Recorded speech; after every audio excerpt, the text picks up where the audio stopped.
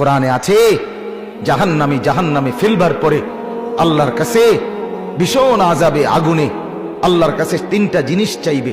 জাহান্নামী বলবে, আল্লাহ এত কষ্ট না দিয়ে আমারে মৃত্যু দিয়ে দেন। আল্লাহর কসম, কোরআনে আল্লাহ বলেন, আল্লাহ বলবে, না রে বান্দা, লা ইউকদা আলাইহিম ফায়ামুতু, জাহান্নামে কোনো মৃত্যু নাই। নাফরমান জাহান্নামী তখন বলবে, আল্লাহ তাইলে আমারে একটু তাখফিফ, একটু আযাব হালকা করে দেন, আমারে মাসে একটা দিন কদ্দুর বিরতি দেন, 24 ঘন্টার মধ্যে আমারে 10টা মিনিট হইলেও কদ্দুর আলগাত রাখেন, আমি আর পারছি না মাওলা।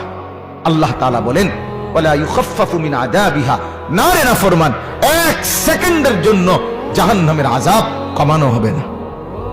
3 নাম্বার, নাফরমান বলবে, আল্লাহ তাইলে আমারে দুনিয়ায় একটু ফেরত যাইতে দেন, আমি নেক আমল করব এবার গেলে। আল্লাহ বলেন, যেদ্দুর হায়াত দিলে নেক আমল করা যেত, ওদ্দুর হায়াত দিয়েই তোমারে আনছি, আর ফিরবা না। কাল্লা, না না, দুনিয়ায় ফেরত যাওয়া যাবে না, তাইলে মরতেও পারবে না, আযাবও হালকা হবে না, দুনিয়াতেও ফেরত যাইতে পারবে না। তো কি করবে? ক্বাল ইখসাউ ফিহা, আল্লাহ বলেন, ইখসাউ ফিহা, তুমি নাফরমান জাহান্নামের মধ্যেই পড়ে থাকো, ওয়ালা তুকাল্লিমুন, আর কোনো কথা বলবি না, শুধুই আযাব ভোগ করতে থাকো। তাফসীরের মধ্যে আছে, তাফসীরে মাআরিফুল কোরআনে, আহা, আল্লাহ যখন কোনো জাহান্নামীকে এটা বলে ফেলবে যে তুই আর কোনো কথা কবি না, আর কোনো কথা বলবি না, নাফরমান পড়ে থাক, আযাব ভোগ কর। তাফসীরে মাআরিফুল কোরআনে লিখছে, জাহান্নামী আর মানুষের মতো কোনো শব্দ আর করতে পারবে না, শুধুই ঘেউ ঘেউ করবে, কুকুরের মতো আর গাধার মতো। আমার বাপ, জিন্দেগির উপরে রহম করো। আমার মুরব্বী চাচারাও, আপনারাও জীবনের উপরে রহম করেন। গুনাহ লম্বা করেন না, গুনাহ লম্বা করেন। 60 বছর ধরে টানা বিড়ি খান, এক টানা, কোন দিন বুঝবেন এটা গুনাহ? কত বছর পরে বুঝবেন? 60 বছর হয়ে গেছে, এখনো আপনি বিড়িয়ে খাইতেছেন। আস্তাগফিরুল্লাহ, আহা, আপনার কলজার মধ্যে কোন দিন আসবে এটা গুনাহ? আর কত বছর পরে আপনি বুঝবেন চাচা? হলো 20 বছর ঘরে রঙিন টেলিভিশন চলে, প্রতিদিন নাচ গান, সিনেমা, নাটক, ছেলে মেয়ে, স্ত্রী, সন্তান দেখতেছে।